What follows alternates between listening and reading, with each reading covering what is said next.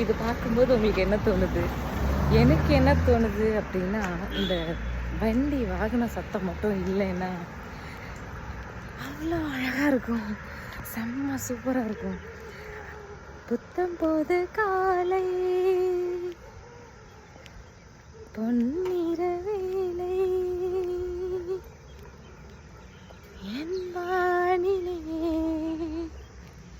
தினம் தோறும் பாடும் புது ராகம் கேட்கும் என்னாலும் ஆனந்தம்.